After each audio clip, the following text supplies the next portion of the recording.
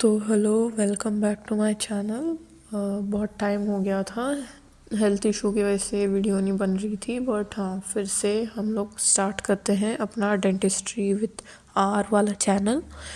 तो आज हम लोग डेंटल मटेरियल, जो कि सेकेंड BDS का चैप्टर सब्जेक्ट है, वो हम स्टार्ट कर रहे हैं।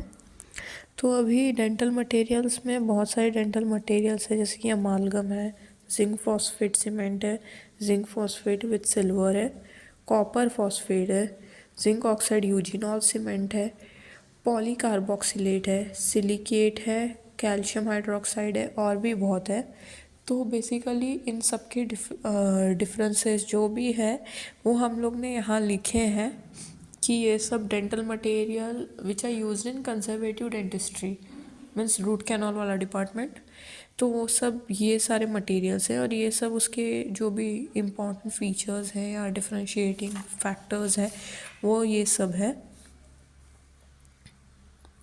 जैसे कि इस वाले पेज पे सिलिको फॉस्फेट है, ग्लास आइनोमर सीमेंट है, रेजिन है। तो ये सब बेसिकली जो भी अपने डिफरेंशिएटिंग फैक्टर्स है। ADA स्पेसिफिकेशन नंबर, जो एक नंबर होता है हर एक मटेरियल का, डेंटल मटेरियल का, वो है। फिर composition means water powder ratio क्या है, सेटिंग टाइम कितना है, वर्किंग टाइम, मिक्सिंग टाइम कितना है हर एक मटेरियल का, उसके प्रॉपर्टीज़, उसकी यूजेस, उसके एडवांटेजेस डिसएडवांटेजेस, मतलब इंडिकेशन कॉन्ट्रा इंडिकेशन दोनों। उसके अलावा उसके क्लासिफिकेशंस, वो कितने टाइप्स के हैं, ये सब इधर दिया है। तो बेसिकली ग्लास आइनोमर सीमेंट ये बहुत इम्पॉर्टेंट है। उसके अलावा अमालगम ये सबसे ज़्यादा इम्पॉर्टेंट है। जिंक फॉस्फेट जो एक बेस की तरह एक्ट करता है, ये भी इम्पॉर्टेंट है। तो ये, और कैल्शियम हाइड्रोक्साइड भी समवॉट इम्पॉर्टेंट है। बाकी भी इम्पॉर्टेंट है, बट सबसे ज़्यादा याद अमालगम, zinc phosphate cement, calcium hydroxide और ग्लास आइनोमर सीमेंट का ही रखना है। अभी इसके अलावा ये तो हो गया dental material of conservative endodontics. इसके अलावा एक और आता है, मैंने एक और पेज बनाया है, डेंटल मटेरियल ऑफ प्रोस्थो। तो डेंटल मटेरियल ऑफ प्रोस्थोडोंटिक्स में भी अलग अलग मटेरियल है, जैसे कि इम्प्रेशन प्लास्टर हो गया ये, फिर dental plaster, dental stone, die stone with high strength, फिर dental stone with high strength and high expansion, impression compound, Z oxide eugenol यानी कि ZOE, एल्जिनेट। एल्जिनेट सबसे इम्पॉर्टेंट और सबसे इजी है लर्न करने के लिए।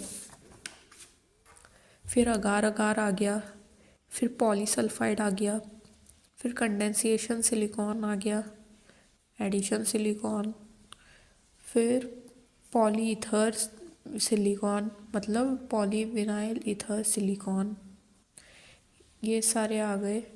ये सारे डेंटल मटेरियल प्रोस्थोडोंटिक्स के हैं।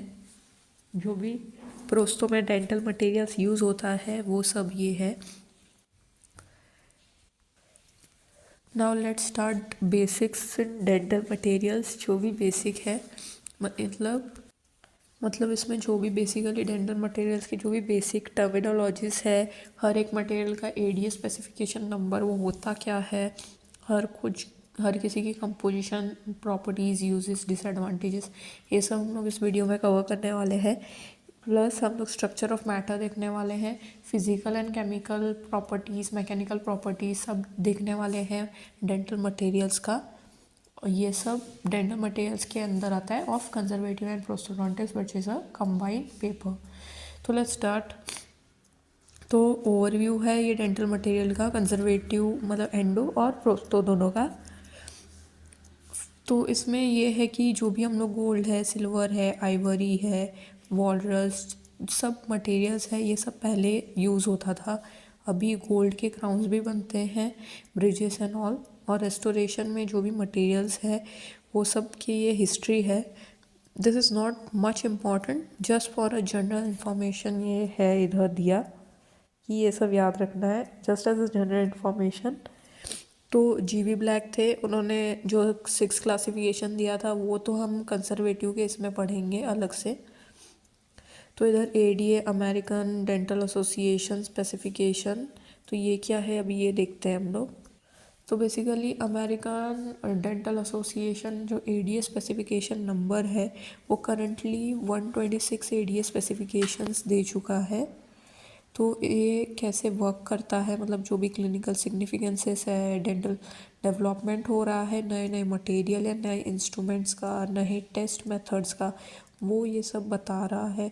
या जैसे अपना एफडीआई है, जैसे कि हमने डेंटल एनाटॉमी में देखा था कि एफडीआई रहता है, जिनमोंडी पाल्मर एंड ऑल, वो सारे के सारे ऑर्गेनाइजेशंस में भी ये कैसे स्कोप है एंड ऑल। प्रोस्टोडोंटिक्स का क्या स्कोप है, पेरियो में क्या स्कोप है, ऑर्थो, इन रेस्टोरेटिव मतलब कंजर्वेटिव एंडोडोंटिक्स में क्या स्कोप है इसका, एज अ पल्प पेस्ट है या रूट कैनॉल फीलिंग मटेरियल है या सीलेंट्स या सीमेंट्स के हिसाब से ये यूज़ हो रहा है, मतलब अमालगम यूज़ होता है या ग्लास आइनोज सीमेंट या कोई और मटेरियल यूज़ हो रहा है। फिर ये अलग अलग एडीए स्पेसिफिकेशन नंबर हैं हर एक मटेरियल के। तो इसमें सबसे पहले सबसे इम्पॉर्टेंट अपना अमालगम जो कि है silver, which is little toxic material but simultaneously it's the most effective material also as a restorative material in dentistry। तो ये हो गया, इसका आईडीए स्पेसिफिकेशन नंबर 1 है। फिर बाकी अगर देखें तो मर्क्यूरी का 6 है, जिंक फॉस्फेट सीमेंट का 8 है, अगार अगार का 11 है। फिर बाकी जिंक ऑक्साइड यूजिनॉल पेस्ट का 16 है, alginate is 18 and so as to glass ionomer is 66। तो ये सारे के सारे और भी इम्पॉर्टेंट रहते हैं एडीए स्पेसिफिकेशन नंबर, बट ये most important most likely asked questions में से है ये। और भी बहुत सारे होते हैं बट इतना तो याद रखना ही है।